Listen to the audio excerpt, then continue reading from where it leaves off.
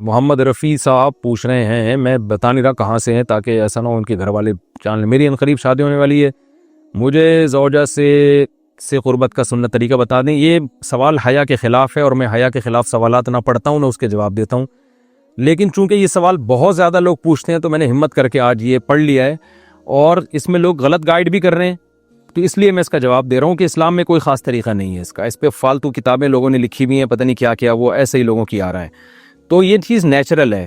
جیسے کوئی پوچھے کھانا کھانے کا طریقہ کیا ہے، تو بھائی منہ میں نوالا ڈال کے چباؤ، نگل لو، خود بخود فطرت سکھاتی ہے انسان کو، تو ایسی زوجہ کے قریب فطرت خود سکھا دیتی ہے۔ ہاں، شریعت نے جس طریقے کو حرام قرار دیا ہے وہ سب کو معلوم ہے کہ جو ہے وہ اللہ تعالیٰ نے جو بدکار لوگ جس طرح سے کرتے ہیں، جو لڑکوں سے بدفعلی کرنے والے لوگ ہیں، وہ طریقہ حرام ہے۔ تو باقی اللہ تعالیٰ نے میاں بیوی کا معاملہ رکھا ہے، ایک دوسرے کا لباس ہے، تو کمرے کی باتیں ہیں وہ جیسے چاہیں مناسب سمجھے، وہ ان کا اپنا ذاتی عمل ہے، اس کا کوئی خاص طریقہ نہیں ہے، اور یہ نیچر انسان کو خود سکھاتی ہے، نہ یہ طریقے نہ کسی سے سیکھنے کی ضرورت ہے۔ بعض لوگ تو حد درجے کی بے شرمی کرتے ہیں، وہ شادی سے پہلے جو ہے وہ فحش فلمیں دیکھتے ہیں تاکہ ہمیں طریقہ آ جائے، یہ انتہائی درجے کی بےہودگی ہے، انتہائی درجے کی ایک لعنتی عمل ہے یہ۔ تو یہ کوئی خاص طریقہ نہیں ہے، میاں بیوی ایک دوسرے کا لباس ہیں، وہ جس طرح سے ایک دوسرے کو سیٹسفائی کر سکتے ہیں وہ کر لیں، تاکہ ان کی توجہ کسی اور طرف نہ جائے، وہ حلال کی تسکین ان کی بند کمرے کے اندر ہو جائے، اور یہ باتیں لوگوں سے شیئر بھی نہیں کرنی چاہیے۔ آج یہ بھی ایک حرام کاری ہو رہی ہے، میں بہت سخت الفاظ استعمال کر رہا ہوں اس لیے کہ یہ،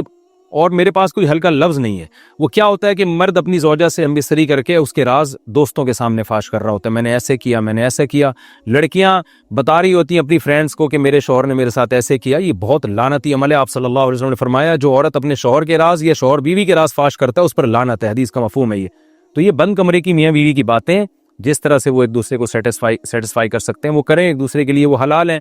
اور بس وہ طریقہ جو لڑکوں سے بدفعلی والا طریقہ ہے وہ طریقہ اسلام میں حرام ہے۔ اور اسی طرح اورل سیکس پہ بھی میں ایک کلپ ریکارڈ کروا چکا ہوں، وہ بھی سن لیا جائے، یا علماء کی جو اس بارے میں رائے ہے وہ دیکھ لی جائے۔ تو اس کے علاوہ جو بھی ہے میاں بیوی ایک دوسرے کے لیے اللہ نے حلال کیے ہیں، کوئی خاص طریقہ نہیں ہے، اور یہ حیا کی باتیں، ان کو بند کمرے کے اندر ہی رہنا چاہیے ان چیزوں کو۔ اور اس کے لیے جو فحش فلمیں دیکھی جا رہی ہیں یہ بہت غلط حرکت ہے، اور اس کو نا ایک ایجوکیشن کا نام دے دیا گیا اس زمانے میں، اور سیکس کی تعلیم کے نام سے بچوں کو پڑھایا جا رہا ہے اسکول میں، یہ سب بےہودگی ہے۔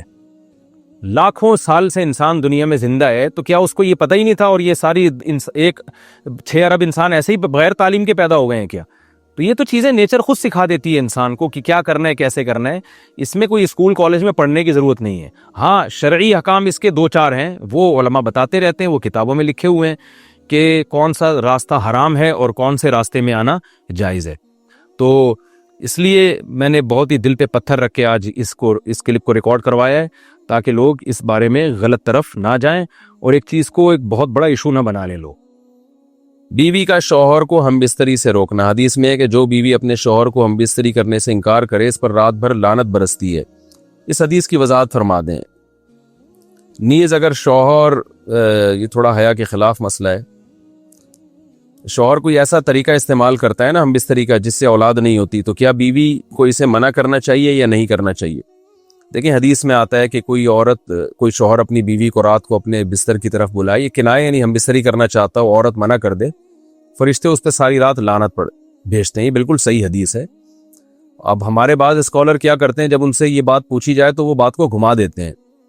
سیدھی بات نہیں بتاتے کہ بھئی یہ شریعت میں مرد کا حق ہے کہ عورت اس کو ہم بستری سے نہیں روک سکتی، کیونکہ ویمن رائٹس کے نام پہ آج کل بہت تحریکیں چل رہی ہیں، تو وہ بھی کچھ لبرل اسکالرز ہیں جو ہر وقت جو ہے نا کوشش کرتے ہیں کہ خواتین ہم سے ناراض نہ ہو جائیں۔ تو بھئی آپ شریعت کا حکم بتائیں صاف صاف، چاہے عورت خوش ہوتی ہے ناراض ہوتی ہے، بعض حقوق مردوں کے ہیں بعض عورتوں کے ہیں تو وہ بتانے پڑتے ہیں۔ تو اسی طرح مرد کا بھی حق یہ ہے کہ عورت، اگر مرد اس کو ہم بستری کے لیے بلاتا ہے تو عورت اسلام میں منع نہیں کر سکتی، اس کے لیے گناہ ہے۔ ہاں بیمار ہو تو ایک الگ بات ہے، بخار ہے اس کو، کوئی واقعی بیماری ہو تو پھر ایک الگ بات ہے، نارملی اس کو اجازت نہیں ہے کہ وہ شوہر کو منع کر دے، بلکہ اس میں حدیث میں بہت سخت تاکید ہے۔ آپ صلی اللہ علیہ وسلم کی ایک حدیث میں یہاں تک فرمایا کہ عورت اگر یعنی چولہے پہ ہو، روٹی پکا رہی ہو، اس طرح کی حدیث کا مفہوم ہے، یعنی بہت بزی بھی ہو تو بھی اس کو اپنی وہ اپنے کام کو چھوڑ کر شوہر کی خواہش کو پورا کرنا پڑے گا. اور یہ نیچر کے بھی مطابق ہے, کیونکہ مرد میں جب یہ سیکس کی خواہش پیدا ہوتی ہے اور اس کو کچلا جائے تو مرد بہت زیادہ ڈسٹرب ہوتا ہے. خواتین اس میں اپنے آپ کو مردوں جیسا سمجھتی ہیں, وہ سمجھتی ہیں ہمارا اس میں وہی حق ہے جو مرد کا حق ہے. بھائی اللہ نے دونوں کی ڈیزائرز میں زمین آسمان کا فرق رکھا ہے, تو مرد کو بہت زیادہ نقصان ہوتا ہے اس سے, وہ بہت زیادہ مینٹلی ڈسٹرب ہوتا ہے اس سے, کیونکہ اللہ نے یہ ڈیزائرز عورت کی نسبت مرد میں بہت زیادہ رکھی ہیں, تھوڑی زیادہ نہیں بہت زیادہ رکھی ہے. تو میڈیکلی یہ بات ثابت ہو چکی ہے. تو دوسرا ایک تو مینٹلی بہت زیادہ ڈسٹرب ہوتا ہے وہ, دوسری بات یہ کہ پھر اس کے گناہ کی طرف توجہ جائے گی, وہ حرام کاموں کی طرف جائے گا. تو اس لیے عورت کو اس بارے میں مرد کا ساتھ دینا چاہیے. یہاں فوراً بعض خواتین یہ سوال پوچھتی ہیں کہ اچھا اگر عورت کے دل میں خواہش ہو اور مرد وہ خواہش پوری نہ کرے تو کیا مرد پہ بھی لعنت ہوتی ہے؟ تو اس کا سیدھا سیدھا جواب یہ کہ نہیں, مرد پہ لعنت نہیں ہوتی. اس کی وجہ یہ ہے, دو اور دو چار کی طرح میں صاف بات کروں گا. وجہ اس کی یہ ہے کہ عورت کے لیے مرد کی اس خواہش کو پورا کرنے میں عورت کی کوئی انرجی نہیں استعمال ہو رہی, جبکہ اگر مرد کا موڈ نہ ہو اور عورت کا موڈ ہو تو پھر مرد اپنے آپ کو پریپیئر نہیں کر سکتا, اس کے لیے بہت تکلف کرنا پڑے گا اس کو. اخلاقی طور پر تو ٹھیک ہے مرد کو یہی حکم دیا جائے گا کہ زوجہ کی خواہش کو پورا کرے, لیکن اس پر شریعت نے لازم نہیں کیا ہے, کیونکہ ایک چیز مرد کے اختیار میں نہیں ہے تو لازم کیسے ہو سکتی ہے؟ یعنی ایک آدمی کا وہ ذہنی طور پر تیار ہی نہیں ہے اس کے لیے, تو مرد کے لیے تو جب تک ذہنی طور پہ تیار نہ ہو وہ یہ عمل کر نہیں سکتا, جبکہ عورت کر سکتی ہے. تو انرجی جو استعمال ہوتی ہے نا اس میں بہت زیادہ, وہ تو مرد کی انرجی یوز ہوتی ہے. تو شریعت اس کو کیسے پابند بنا سکتی ہے کہ اس کے ذہنی طور پر وہ مینٹلی تیار سے یعنی ایک عمل کر سکتا ہے؟ تو یہ ظلم ہوتا ہے اس کے اوپر کہ وہ مینٹلی تیار نہیں ہے اور اس کو شریعت کہے کہ اگر بیوی آپ سے مطالبہ کر رہی اور آپ مطالبہ پورا نہیں کرو گے تو آپ پر لعنت ہوگی. تو وہ اس لعنت سے بچنے کے لیے اپنے آپ کو مینٹلی کیسے تیار کرے گا؟ بعض دفعہ تیار کر لیتا ہے, بعض دفعہ نہیں ہو پاتا. اس کا تو دماغ سے بہت گہرا تعلق ہے. تو اس لیے مرد کے لیے تو شریعت نے حکم یہ کیا ہے کہ 4 مہینے میں کم از کم ایک دفعہ اس پر لازم ہے کہ وہ اپنی زوجہ کی خواہش کو پورا کرے. اور ویسے جب زوجہ میں خواہش ہو تو اخلاقی طور پر مرد کی ذمہ داری ہے کہ وہ اپنی زوجہ کی خواہش کو پورا کرے, لیکن شریعت نے اس پہ واجب نہیں قرار دیا کیونکہ یہ اس کے اختیار سے اوپر کی چیز ہو جائے گی. باقی عورت کے لیے اختیار ہے اس کو, ہاں بیمار ہے یا مینسز ہیں وہ تو پھر تو ایک ویسے ہی مینسز میں ہم بستری جائز نہیں ہے. باقی رہا یہ مسئلہ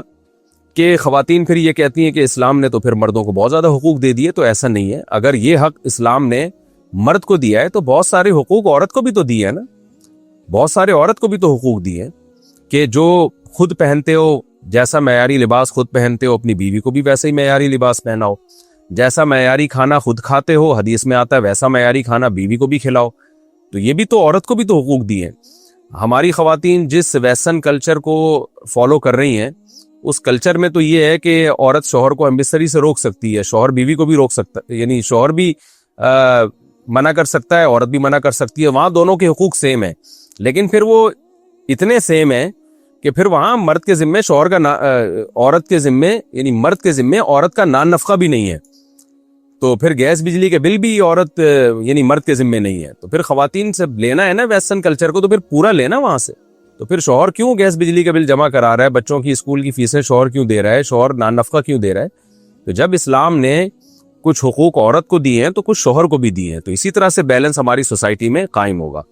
تو اس لیے خواتین کو یہ نہیں کرنا چاہیے, کیونکہ بہت سی ایسی شکایتیں آتی ہیں جس میں مرد بہت زیادہ ڈسٹرب ہوتا ہے, پھر وہ ان کی لڑائیاں ہوتی ہیں, طلاقیں ہوتی ہیں. عورت اس کو نارمل لے رہی ہوتی ہے, مرد کے دماغ پہ شہوت کا ایک جنون چڑھا ہوا ہوتا ہے, جب بیوی اس کو منع کرتی ہے وہ بہت زیادہ مینٹلی ڈسٹرب ہوتا ہے, اور پھر وہ مار دھاڑ تک نوبت بھی آتی ہے, پھر وہ طلاقوں تک نوبت بھی آتی ہے. تو یہ بہت غلط چیز ہے. ہمارے نبی صلی اللہ علیہ وسلم نے جب عورت کو حکم دیا ہے کہ مرد کی خواہش کو, اپنے شوہر کی خواہش کو پورا کرے, تو اسی میں خیر ہے. عورت کو چاہیے اس وقت چاہے دل نہ بھی چاہ رہا ہو اپنے شوہر کی اس خواہش کو پورا کر دیا کریں. اس کے وقتی طور پر تو آپ کو نقصانات نظر آئیں گے, لیکن لانگ ٹرم میں اس کے فائدے ہیں, اس سے گھر میں فائدے حاصل ہوں گے, اور اسلام کی مان کے چلنے میں ہی عورت کے لیے خیر ہے. رہا یہ مسئلہ کہ شوہر اگر کوئی ایسا طریقہ اختیار کرتا ہے ہم بستری کا جس میں وہ اولاد کو روکتا ہے, تو اس میں یہ ضروری ہے کہ بیوی کی پرمیشن ہو. وہ عورت کی پرمیشن کے بغیر یہ کام نہیں کر سکتا. تو کیونکہ اولاد دونوں کا حق ہے, اولاد کو روکنے کے لیے دونوں کی پرمیشن ہوگی تو اولاد روکی جا سکتی ہے. اگر دونوں میں سے ایک کی بھی پرمیشن نہیں ہے تو پھر اولاد روک نہیں سکتے.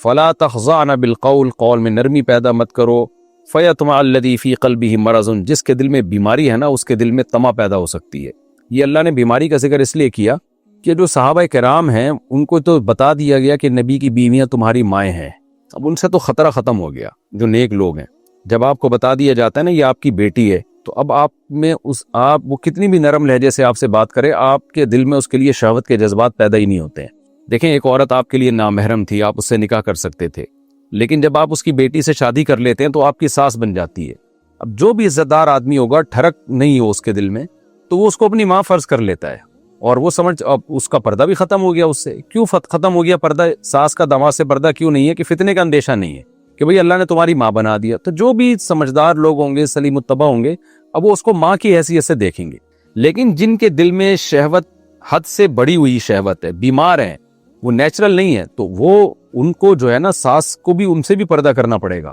اور ان کا دل سوتیلی بیٹیوں پہ بھی آ جاتا ہے۔ بعض دفعہ تو سگی بیٹیوں کے ساتھ بھی واقعات ہو جاتے ہیں جو ہمیں دن رات دیکھنے میں مل رہے ہیں۔ تو یہ نیچرل نہیں ہے، یہ وہ ہیں جو شہوانی درندے ہیں۔ تو کسی کا بہن کے اوپر اگر خدا نخواستہ برے جذبات اس کے دل میں پیدا ہو رہے ہیں تو یہ نیچرل نہیں ہے، بلکہ یہ شہوانی درندہ ہے۔ اور ماں پہ معاذ اللہ یا ساس پہ یا بہو پہ کسی کے ایسے جذبات پیدا ہو رہے ہیں تو یہ نیچرل نہیں ہے، یہ شہوانی درندہ ہونے کی علامت ہے۔ کیونکہ انسان بہو کو بیٹی کی حیثیت سے دیکھتا ہے کہ یار میرے بیٹے کی بیوی ہے یہ، ساس کو دیکھتا ہے میری بیوی کی ماں ہے یہ، تو یہ اللہ کا بنایا ہوا نظام ہے۔ لیکن جب انسان فطرت سے ہٹتا ہے اور شہوانی درندہ بن جاتا ہے تو پھر اس کو یہ محرم رشتوں میں فرق ختم ہو جاتا ہے۔ تو جو بھی نیک لوگ ہیں، جب نبی کی زوجہ سے وہ بات کریں گے کسی کوئی مسئلہ پوچھنے کے لیے، تو وہ کتنی بھی لچک ہو ان کے لہجے میں، تو اس سے ان کے دل میں جذبات پیدا نہیں ہوں گے، اس لیے کہ وہ ان کو ماں فرض کر چکے ہیں، وہ مان چکے ہیں کہ یہ ہماری ماں ہے۔ ان کے دل میں کوئی رغبت پیدا نہیں ہوگی، وہ تقدس غالب آ جائے گا ہر چیز پہ۔ لیکن جن کے دلوں میں بیماری ہے، شہوت زنا کا مرض ہے، تو اللہ فرماتے ہیں ان سے بچانے کے لیے میں آپ کو حکم دے رہا ہوں کہ ہر ایک سے آپ نے اب نرم لہجے میں بات نہیں کرنی، کسی سے بھی نرم لہجے میں بات نہیں کرنی، کیونکہ فتنے کو روکنے کے لیے نا سب پہ پابندی لگائی جاتی ہے۔ یعنی ایسا نہیں ہوتا کہ جس سے خطرہ ہے اس سے تو آپ سخت لہجے میں بات کریں اور جس سے خطرہ نہیں ہے اس سے نرم لہجے میں بات کریں، اس لیے کہ یہ کون بیٹھ کے فیصلہ کرتا رہے گا کہ اس سے خطرہ ہے اس سے خطرہ نہیں ہے۔ اور خاص طور پر جب ایٹیٹیوڈ آپ کا جو ہے نا وہ چینج ہوگا، تو جس سے خطرہ ہے وہ کہے گا اچھا مجھ سے خطرہ ہے، میں برا ہوں اور وہ نیک ہے، اس بحث کو اسلام نے ختم کر دیا۔ اس کی مثال بالکل ایسے ہے جیسے میرے پاس ایک کیس آیا کہ جی بھابی نے دیور سے پردہ کر لیا ہے، تو دیور بڑا غصے میں ناراض ہے، وہ کہنے لگا بھائی مجھ سے پردہ کیوں کیا ہے؟ تو بھابی سے جب پوچھا گیا، اس نے کہا بھائی شریعت کا حکم ہے دیور سے پردہ کرو۔ تو میں نے بتایا کہ بھائی واقعی شریعت کا حکم ہے دیور سے پردہ کرو، تو دیور کو اعتراض نہیں ہونا چاہیے۔ اس نے کہا جب حکم ہے تو سارے دیوروں سے حکم ہے نا، سارے جوان ہیں، تو مجھ سے پردہ کر رہی ہے، میرے دوسرے بھائی سے نہیں کر رہی۔ تو یہ معقول اعتراض تھا، بھائی جب پردہ کرو تو سب سے کرو نا۔ وجہ اس کی ہے کہ جب ایک دیور سے پردہ کیا دوسرے سے نہیں کیا تو وہ اس دیور کے دل میں خیال ہوگا شاید میں برا ہوں، اور سوسائٹی میں میرا امیج برا جائے گا، لوگ کہیں گے کہ بھئی اس کی بھابی جو ہے اس سے پردہ کرتی ہے باقیوں سے نہیں، اس کا مطلب خطرہ اس سے، یہ برا ہے۔ تو اب یہ قانون جب بھی بنایا جاتا ہے نا، اوور آل بنایا جاتا ہے، تو عورت اگر بے پردہ ہوگی تو سب سے خطرہ آج بھی نہیں ہے، پہلے بھی نہیں تھا، ہر آدمی سے خطرہ نہیں ہوتا، لیکن کس سے خطرہ ہوگا کس سے خطرہ نہیں ہے، اگر ہم قانون یہ بنائیں کہ جس سے خطرہ ہے اس سے پردہ کرو، جس سے خطرہ نہیں ہے اس سے پردہ نہ کرو، تو ایک ٹینشن ہے، یہ چل نہیں پائے گا یہ قانون۔ تو فتنے کے خوف سے پابند سبھی کو بنا دیا جاتا ہے، بھئی لا ہے یہ کہ عورت جب بھی نامحرم مرد سے بات کرے گی، خطرہ ہو یا نہ ہو، اس بحث میں پڑنے کی ضرورت ہی نہیں ہے، تو نرم لہجے میں بات ہی نہیں کرے گی۔ باقی ہر ایک کو خطرہ ہوتا نہیں ہے، آج بھی دیکھ لیں آپ، بہت سی عورتیں بے پردہ گھوم رہی ہوتی ہیں، ہر مرد کو ان سے خطرہ نہیں ہوتا، ان کی نگاہیں پاک ہوتی ہیں، وہ کسی عورت سے ضرورت سے اگر بات کریں، اس کو دیکھتے بھی ہیں تو بھی خطرہ نہیں ہوتا ان کو، اس لیے کہ ان کو اپنے خواہش پہ کنٹرول ہوتا ہے۔ لیکن بیمار لوگ بھی ہوتے ہیں، شہوت کے مریض بھی ہوتے ہیں، تو اس لیے اللہ نے فرمایا امہات المومنین کو کہ اگرچہ آپ نبی کی بیوی ہو اور امت کی مائیں ہوں، اس سے جو مخلص لوگ ہیں ان میں تو کوئی خطرہ نہیں ہے، لیکن بہت سے لوگ جن کے دل میں شہوت کا مرض ہے، نفاق کا مرض ہے یا شہوت کا مرض ہے، ان کے دل میں طمع پیدا ہو سکتی ہے، آپ کی طرف طبیعت مائل ہو سکتی ہے۔ تو لہذا حکم یہ دیا جا رہا ہے فتنے کو روکنے کے لیے کہ آپ نے کسی سے بھی نرم لہجے میں بات نہیں کرنی، یہ بھی جب بات کرنے کی ضرورت پڑے، جیسے کہ صحابہ آیا کرتے تھے مسائل پوچھنے کے لیے تو ضرورت پڑتی تھی، اس لیے اللہ نے فرمایا فَلَا تَخْضَعْنَ بِالْقَوْلِ، آپ قول میں نرمی پیدا نہ کریں، فَيَطْمَعَ الَّذِي فِي قَلْبِهِ مرض، اس کے دل میں لالچ پیدا ہوگی جس کے دل میں مرض ہے، وَقُلْنَ قَوْلًا مَعْرُوفًا، اور بات بھی قاعدے کے موافق کریں، شریعت کے مطابق بات کریں، یعنی طول نہ دیں کلام کو، اور کوئی ایسی بات نہ ہو جس سے اس کی طبیعت آپ کی طرف مائل ہونا شروع، ٹو دا پوائنٹ بات، تو حاصل اس کا یہ یہ حکم صحابیات کو یعنی امہات المومنین کو دیا گیا، لیکن خوب سمجھ لیں اس پر پوری امت کا اجماع ہے کہ صحابیات کے واسطے سے یعنی امہات المومنین کے واسطے سے پوری امت کی عورتوں کو یہی حکم دیا گیا ہے، اور اجماع دلیل قطعی ہوتا ہے۔ یہ نہ سمجھیں کہ اس میں نبی کی بیویوں کے ساتھ خاص ہے یہ حکم، نہ، پوری امت کا اجماع ہے کہ نبی کی بیویوں کو حکم دیا گیا، اور اس کی وجہ یہ کہ فتنہ پیدا نہ ہو۔ تو یہ فتنہ تو جہاں بھی پیدا ہوگا وہاں یہی حکم ہے، تو جو بھی آپ کا نامحرم مرد ہے وہاں فتنے کا خطرہ ہے، فتنے کا یقین ہونا ضروری نہیں ہے، فتنے کا خطرہ ہونا کافی ہے۔ تو عورت کے لیے حکم یہ ہے کہ وہ نرم لہجے میں اپنے محرم لوگوں سے بات کر سکتی ہے، ہنسی مذاق اور بے تکلف ہونا اپنے باپ، اپنے بھائی، چچا، ماموں، ان سے تو ہو سکتی ہے، باقی جو بھی اسی طرح شوہر کے ساتھ باقی جتنے بھی اس کے جو غیر محرم مرد ہیں، جس میں چچا زاد بھائی، پھوپھی زاد بھائی، خالہ زاد بھائی، ماموں زاد بھائی، یہ کزن ہو گئے سارے، اور شوہر کے جو بھائی ہیں، یہ دیور ہو گئے، یا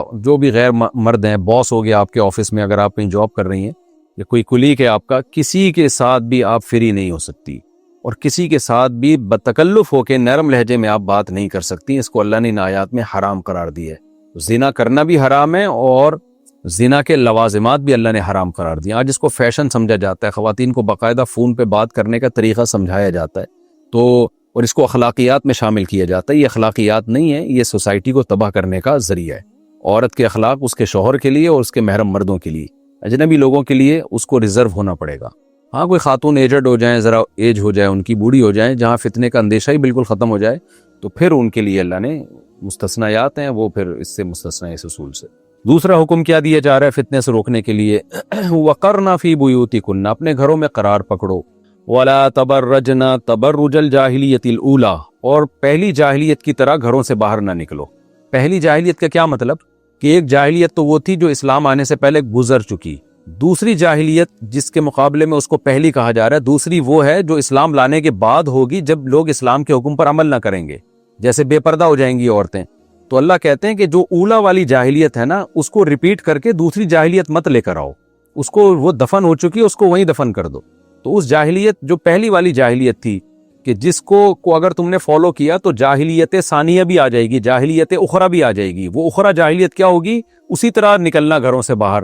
اور گھر کی چار دیواری میں نہ رہنا، تو وہ والی جاہلیت نہیں لے کر آؤ۔ تو اس لیے پہلی والی جاہلیت کو فالو ہی نہ کرو جو گزر چکی ہے۔ وہ کیا گزر چکی ہے کہ قرن فی بیوتکن، اپنے گھروں میں قرار پکڑو، اور زمانہ جاہلیت جو پہلی جاہلیت کا دور تھا اس کی طرح گھروں سے باہر مت گھومو۔ یہ خوب سمجھ لیں، یہ آیت جو ہے نا، ولا تبرجن تبرج الجاہلیت الاولی، آج بعض اسکالر جو براڈ مائنڈڈ بنتے ہیں، اسلامی حکام کو انہوں نے توڑ موڑ کے رکھ دیا، وہ اس آیت کا مطلب یہ بیان کرتے ہیں کہ عورت اصل میں گھر کی چار دیواری کے لیے نہیں ہے، وہ بھی مردوں کے شانہ بشانہ گھومنے پھرنے کے لیے، وہ بھی جاب کرے، ملازمتیں کرے، گھر سے باہر جائے، تمام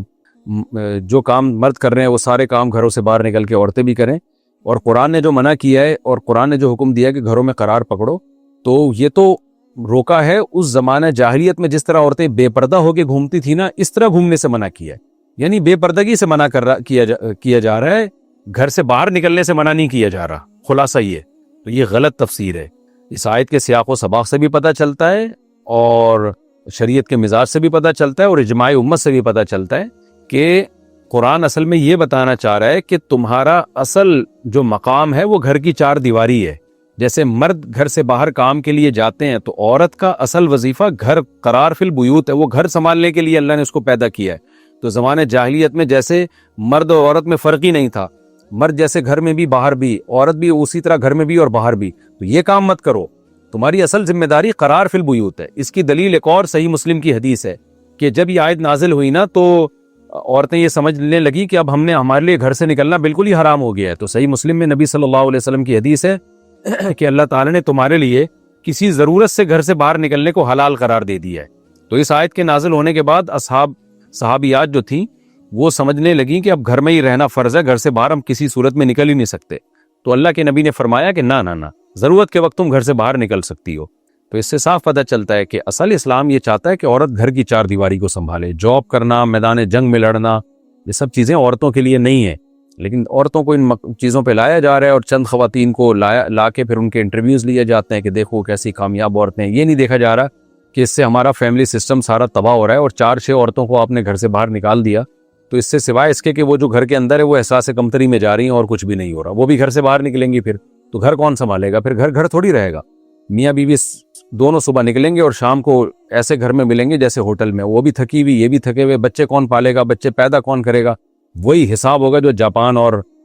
سوئٹزرلینڈ اور ان ملکوں کا ہوا ہے کہ فیملی سسٹم کی واٹ لگ گئی، کچھ ترقی تو کر لی سب نے محنت کر کے، ترقی تو کر لی، لیکن اس ترقی سے نیچر سے ہٹ گئے، وہ تباہ و برباد ہو گئے، خودکشیاں۔ اب وہاں کی خواتین سائنٹسٹ ہوتی ہیں، بڑھاپے میں جب ریٹائر ہوتی ہیں تو کوئی پوچھنے والا نہیں ہوتا، 3 دن بعد لاشوں سے پتہ چلتا ہے کہ اس گھر میں کوئی بڈھا مرا ہوا ہے۔ تو اسلام اس کو پسند نہیں کرتا، یہاں اسلام نے کہہ دیا کہ عورت کا اصل جو مقام ہے وہ گھر کی 4 دیواری ہے۔ ہاں ضرورت کے وقت نکلنا جائز ہے، تو یہ ضرورت حج کی بھی ہو سکتی ہے، اور ضرورت جو ہے کوئی خاتون بیچاری محتاج ہے تو ملازمت کی ضرورت ہو سکتی ہے ایسے موقع پہ جب کھانے کو کچھ ہے ہی نہیں اس کے پاس، یا وہ شعبے جن میں خواتین کی مدد کر سکتی ہیں، جیسے میڈیکل سائنس میں گائنی کا شعبہ خاص طور پر، اب وہاں تو خواتین ہی کی ضرورت ہوتی ہے، تو وہ ضرورت میں داخل ہے۔ اسی طرح کبھی کبھار تفریح کے لیے نکلنا، گھر میں رہتے آج کل گھر بھی بہت تنگ ہوتے ہیں، اور باپردہ عورتیں تو بیچاری بہت زیادہ اس ماحول میں گھٹن کا شکار ہوتی ہیں، تو تفریح کے لیے شوہر کے ساتھ یا کسی محرم کے ساتھ گھر سے باہر نکلنا وہ بھی ضرورت ہی میں داخل ہے۔ میں تو اسی وجہ سے دیندار لوگوں کو کہتا ہوں کہ جو تمہاری عورتیں اگر پردہ کرتی ہیں تو ان کو اپنے ساتھ ٹریولنگ پہ لے جاؤ، کیونکہ وہ گھر میں رہنے والی عورتیں ہیں، وہ جاب نہیں کرتی، وہ بے پردہ پارکوں میں گھومتی نہیں ہیں، تو مرد کی ذمہ داری ہے کہ ایسی خواتین کو تو زیادہ اپنے ساتھ سفر پہ لے کے جایا کرے، اس میں مرد بھی فتنے سے بچے گا اور ان کو بھی تھوڑی راحت ملے گی۔ تو یہ ضرورت کے مواقع ایک مستثنا ہے اس سے۔ یا گھر بہت تنگ ہے تو چھوٹے گھر ہوتے ہیں آج کل، واکنگ کا موقع نہیں ملتا، تو اس میں پارک میں پردے کے ساتھ ٹہلنے کے لیے جانا وہ بھی ضرورت میں داخل ہے۔ تو خلاصہ یہ نکلا کہ یہ نہیں کہ عورت کا گھر سے نکلنا علی الاطلاق حرام ہے، بتانا یہ مقصد ہے کہ اصل عورت کی ذمہ داری گھر کی 4 دیواری ہے، اس کو سنبھالنا ہے، یہ فطرت نے بھی اس کے ذمہ لگایا اور اسلام نے بھی، اور مردوں کی طرح گھر سے باہر گھومنا پھرنا رہنا یہ زمانے جاہلیت کی رسم، اور یہ بھی ذہن میں رکھیں کہ اس میں بھی خطاب نبی کی بیویوں کو ہے، لیکن امت کا اجماع ہے علماء صلحاء کا، یہ حکم ہے تمام عورتوں کے لیے، کیونکہ زمانے جاہلیت میں تمام عورتیں گھروں سے باہر نکلا کرتی تھیں، تو اللہ نے زمانے جاہلیت کی رسم کا گلا گھونٹا اس آیت میں، تو نبی کی بیویوں کے توسط سے حکم تمام عورتوں کے لیے ہی ہے، تبھی تو نبی نے خواتین سے خطاب کیا کہ ضرورت کے وقت اللہ نے تمہارے لیے نکلنے کو حلال قرار دیا، اس لیے یہ حکم سب عورتوں کا ہے کہ اصل میں عورت کی ذمہ داری قرار فی البیوت ہے، گھر میں رہنا، یہ عورت کا اصل وظیفہ ہے، اور حقیقت یہ ہے کہ عورت کا اس میں سکون بھی ہے، آپ اس پہ ذمہ داریاں ڈالتے ہو نا گھر سے باہر کی، وہ کہتی تو ہے کہ مجھے سکون ملے، لیکن ملتا نہیں ہے سکون، عورت کا سکون گھر میں ہی ہے کہ گھر میں اس کی ذمہ داریاں پوری کی جائیں، وہ اپنے بچوں میں جیسے خوش ہوتی ہے ایسا دنیا کی کسی چیز میں خوش نہیں ہو سکتی۔ آگے اللہ تعالیٰ فرماتے ہیں وَأَقِمْنَ الصَّلَاةَ، آپ یہ بھی دیکھ رہے ہیں نا کہ جماعت کی نماز 27 گنا زیادہ فضیلت رکھتی ہے، لیکن اس میں بھی نبی نے حکم دیا کہ عورت کا گھر میں نماز پڑھنا مسجد سے زیادہ افضل ہے، کیونکہ قرار فی البیوت کے حکم پر عمل ہو رہا ہے اس سے۔ وَأَقِمْنَ الصَّلَاةَ، اور فرمایا نماز قائم کرو، وَأَطِيعْنَ الزَّكَاةَ، اور زکوٰۃ دو، وَأَطِيعْنَ اللَّهَ وَرَسُولَهُ، زکوٰۃ میں تمام صدقات و خیرات بھی آ گئے، اور اللہ اس کے رسول کی اطاعت کرو، یہ وہ طریقہ ہے جس سے تم تقوی پر چلو گی۔ إِنَّمَا يُرِيدُ اللَّهُ لِيُذْهِبَ عَنْكُمُ الرِّجْسَ أَهْلَ الْبَيْتِ، اللہ فرماتے ہیں کہ اللہ خاص تمہیں خطاب کر کے یہ احکام اس لیے بتا رہا ہے کہ اللہ چاہتا ہے کہ اے اہل بیت، اے نبی کی بیویوں، نبی کے گھر والیوں، اللہ چاہتا ہے کہ تم سے ناپاکی کو بالکل دور کر دے، یعنی گناہ کی ناپاکی، تمہیں پاک صاف بنا دے، وَيُطَهِّرَكُمْ تَطْهِيرًا، اور ہر طرح سے تمہیں پاک صاف کر دے، جسمانی گندگی سے بھی، روحانی گندگی سے بھی، ایک پاکیزہ گھر ہو جائے تمہارا۔ کتنی بڑی دلیل ہے، اہل بیت کا سب سے اولین مصداق نبی کی بیویاں ہیں، اور آج ایک فرقہ ہے جو کہتا ہے کہ نبی کی بیویاں تو اہل بیت میں ہے ہی نہیں، تو یہ قرآن کی اس آیت کا انکار ہے۔ تو اہل بیت سے محبت ہمارے ایمان کا حصہ ہے، اہل بیت میں سیدنا علی ابن ابی طالب بھی داخل ہیں، سیدہ فاطمہ بھی داخل ہیں، حسن و حسین بھی داخل ہیں، حضرت عباس بھی داخل ہیں، لیکن نبی کی بیویاں بھی داخل ہیں، تو قرآن نے ان کو اہل بیت سے تعبیر کیا، وہ پورا کلام نبی کی ازواج سے چل رہا ہے۔ فرمایا وَاذْكُرْنَ مَا يُتْلَى فِي بُيُوتِكُنَّ، اور آپ یاد کرو ان آیتوں کو جو آپ کے گھروں میں تلاوت کی جاتی ہیں، یعنی اللہ کی آیات، کیونکہ نبی صلی اللہ علیہ وسلم کا پر قرآن کا بہت بڑا حصہ نبی کے گھر میں نازل ہوا ہے، تو جو آیات، اور پھر نبی ان آیات کو گھر میں تلاوت کیا کرتے تھے، کیونکہ کسی بھی مرد کا جو شادی شدہ آدمی ہوتا ہے اس کا ایک وقت کا ایک بہت بڑا حصہ اس کے گھر میں گزرتا ہے، تو جو تمہارے گھر میں نبی کی زبان سے تم اللہ کے آیات کو سنتی ہو، تلاوت کو سنتی ہو، اس کو یاد کرو تم، یعنی زبان سے بھی یاد کرو، یاد کر کے، اور عمل سے بھی یاد کرو، والحکمہ، اور حکمت کی باتیں، یعنی نبی صلی اللہ علیہ وسلم کے قرآن کے علاوہ بھی تو بہت سارے ارشادات ہیں نا جو نبی اپنی زبان سے کہتے ہیں، یہ آیت بھی اس بات کی دلیل ہے کہ حدیث بھی حجت ہے۔ بہت سے جو منکرین حدیث ہیں نا وہ کہتے ہیں کہ کہ صرف قرآن پر ہمیں چلنے کا حکم ہے, نبی کی باتوں کی کوئی ویلیو نہیں ہے دیتے وہ. تو اللہ نے قرآنی آیات کے ساتھ حکمت کو الگ سے تذکرہ کیا ہے. وہ حکمت کیا ہے؟ نبی کے احکامات. تو نبی جو تمہیں نصیحت کی باتیں کرتے ہیں گھر میں, اچھی باتیں جو ہمیں ملتا ہے حدیث میں کتنا کچھ, جو آپ نے اپنے گھر میں نصیحتیں کی پھر امہات المومنین نے وہ ہمیں پہنچائیں, تو جو حکمت کی باتیں اور اللہ کی آیات ہیں ان کو یاد رکھو. ان اللہ کان لطیفا خبیر, اللہ باریک بین باخبر ہے. باریک بین کا مطلب دلوں کے راز کو بھی جانتا ہے, چھوٹی چھوٹی معمولی خبریں بھی اللہ جانتا ہے. تو جس کا علم اتنا کامل ہو اس سے ڈرنا چاہیے, اس کی مخالفت نہیں کرنی چاہیے, اور اس امید پر نیکی کرنی چاہیے کہ وہ کسی بھی نیکی کو ضائع نہیں کرے گا. یہ رکوع بھی الحمدللہ ہمارا کمپلیٹ ہو گیا, اور اس رکوع میں ہمیں پردے کے بہت احکام ملتے ہیں. آج خواتین کو اخلاق سکھائے جاتے ہیں. ایئر ہوسٹس کے دیکھیں نا کیسے خوبصورت اخلاق ہوتے ہیں, تو اس اخلاق پہ اس کو تنخواہ ملتی ہے, اجر نہیں ملتا. اجر جو ہے وہ اللہ نے عورت کے لیے نامحرم سے پردہ ہی رکھا ہے. نامحرم سے فری ہونے کی اس کو اجازت نہیں ہے, ریزرو رہے, وہ یہ اخلاقیات میں داخل نہیں ہے. تو ہاں آپ کے جو محرم ہیں یا آپ کا شوہر ہے ان سے عورت فری ہو, ان سے بے تکلف ہو سکتی ہے. تو مغربی سوسائٹی کا انجام دیکھ کے ہمیں اندازہ لگا لینا چاہیے. اور دوسرا ہمیں اہم حکم یہ پتہ چلا کہ بھئی عورت کے لیے اصل حکم یہ ہے کہ گھر میں قرار. عورت گھر والی, تو اس کا نام بھی دیکھیں گھر والی ہے. اہل بیت, بیت گھر کو کہتے ہیں نا, اللہ نے ہم کو گھر والا کہا. لوگ کہتے ہیں نا اب میری گھر والی میکے گئی ہوئی ہے, تو گھر والی ہی کہنا چاہیے تاکہ اس کو پتہ چلے میں گھر میں رہنے والی مخلوق ہوں. شادی بھی ایسی خاتون سے کرنی چاہیے جو گھر میں رہنے والی ہو. آج لوگوں کو ایجوکیٹڈ لڑکیاں چاہیے, اور ایجوکیشن سے ان کا مقصد تعلیم نہیں ہوتا کہ پڑھی لکھی ہوگی, بلکہ مقصد جاب کروانی ہے ان سے. تو پھر طلاقوں کا ریشو بڑھ رہا ہے اسی بیس پہ.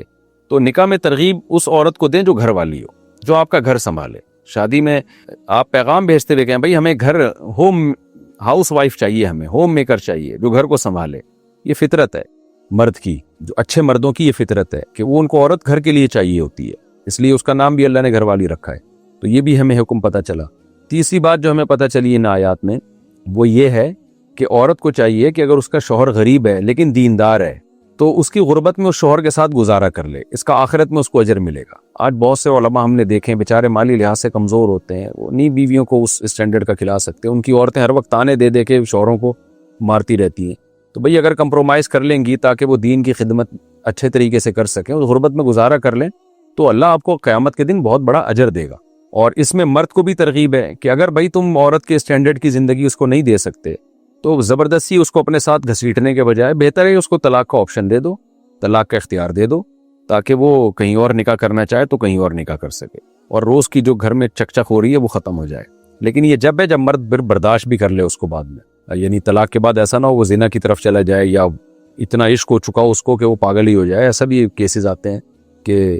نارمل, بہرحال یہی مشورہ دیا جائے گا مرد کو نارمل کنڈیشن میں. بعض دفعہ مرد کو بے تحاشا محبت ہوتی ہے, وہ کسی قیمت پہ چھوڑنا گوارا نہیں کرتا, تو پھر ایسی صورت میں تو ظاہر ہے یہ نہیں مشورہ دیا جائے گا. اس کا بھی ہمیں حدیث سے ثبوت ملتا ہے کہ ایک صحابیہ تھی, ان کی زوجہ تو تھی, ان کے حرکتوں پر یعنی ان کے اعمال پر صحابی کو اعتراض تھا, بہت معاملہ ان کا حد سے تجاوز کر گیا تھا.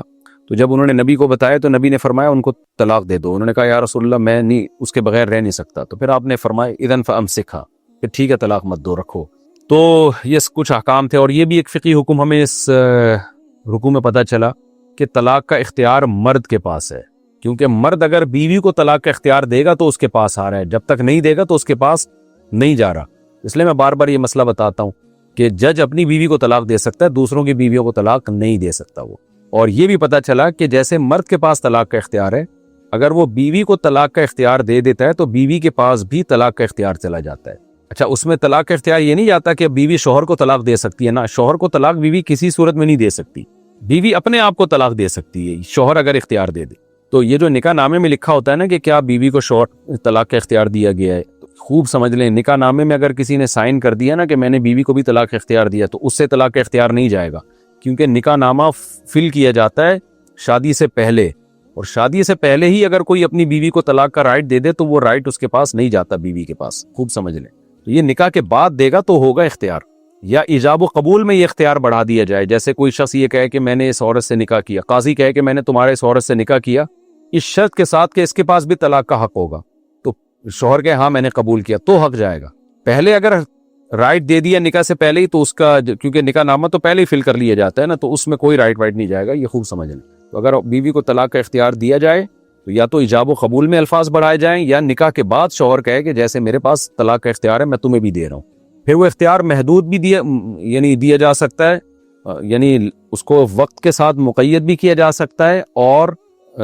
قیامت تک کے لیے بھی اختیار دیا جا سکتا ہے، اور کسی شرط کے ساتھ معلق بھی کیا جا سکتا ہے۔ جیسے ہندوستان میں جب عورتوں پہ بہت ظلم ہو رہا تھا تو حضرت مولانا اشرف علی تھانوی رحمہ اللہ نے یہ تحریک چلائی تھی کہ بھئی خواتین پہ بہت زیادہ زیادتی ہو رہی ہے، تو نکاح میں جو ہے نا طلاق کی شرط بڑھا دی جائے۔ یعنی کسی شخص کو یہ خطرہ ہو، ہر ایک کے لیے نہیں تھا، یہ سے تو فیملی سسٹم تباہ ہونے کا خطرہ ہے، لیکن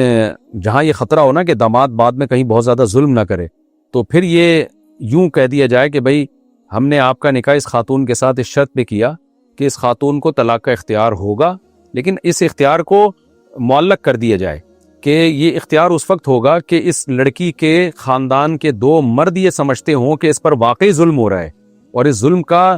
تلافی اب اسی طرح سے ہو سکتی ہے کہ اس عورت کو طلاق دے دی جائے۔ کیونکہ مولانا اشرف علی تھانوی رحمہ اللہ نے لکھا کہ عورت کے مزاج میں جلد بازی ہے، تھوڑا سی مرد کی طرف سے زیادتی ہوگی، دھڑ سے طلاق واقع نہ کر لے، پھر بعد میں پچھتاتی پھرے گی، برداشت کم ہے اس میں، تو اس لیے فرمایا کہ اس کو طلاق کا معلق اختیار تو دیا جائے نا،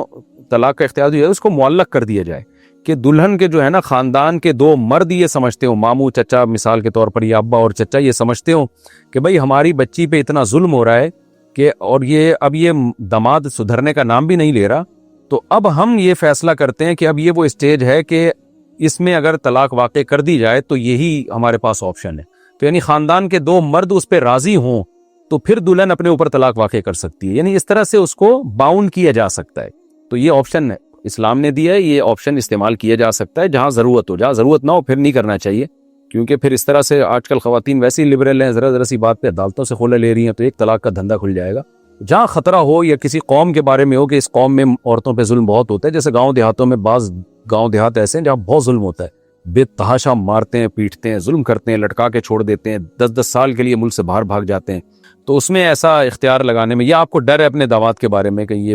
اجنبی جگہ شادی ہو رہی ہے، تو وہاں پھر طلاق کا ایک یعنی آپشن دیا جا سکتا ہے۔ آپشن میں نے بتایا محدود وقت کے لیے بھی کہ بھئی طلاق کا رائٹ ہے 1 مہینے کے لیے یا 1 سال کے لیے، یہ بھی ہو سکتا ہے کہ بھی 1 سال تک حق ہے تمہارے پاس، 1 سال کے بعد یہ حق ختم ہو جائے گا، اور معلق بھی کیا جا سکتا ہے کہ بھئی طلاق کا حق تمہارے پاس ہے بشرطے کہ تمہارے خاندان کے 2 افراد اس پہ راضی ہوں، یا یہ کہ کوئی بھی شرط لگائی جا سکتی ہے، وہ تو خود ہی وہ فیصلہ کریں گے خاندان کے بڑوں کو بیچ میں ڈال کے۔ لیکن اگر کوئی یعنی شوہر نے ویسے ہی اختیار دے دیا بغیر کسی شرط کے اور کوئی ٹائم کے بغیر، یعنی مجلس میں بیوی بیٹھی ہوئی ہے اور اس کو کہہ دیا کہ تمہیں طلاق کا اختیار ہے، تم چاہو تو دے دو، تو پھر خوب سمجھ لیں اس مجلس کے ساتھ خاص ہوتا ہے، مجلس برخاست ہو گئی تو وہ ختم ہو جائے گا۔ ہاں شوہر اگر کہ ہمیشہ کے لیے تو پھر ہمیشہ کے لیے رہے گا، یا کوئی ٹائم مینشن کر دے تو اس ٹائم تک کے لیے، اگر اسی مجلس میں اختیار دیا ہے نا تو پھر اسی مجلس کے ساتھ خاص رہے گا۔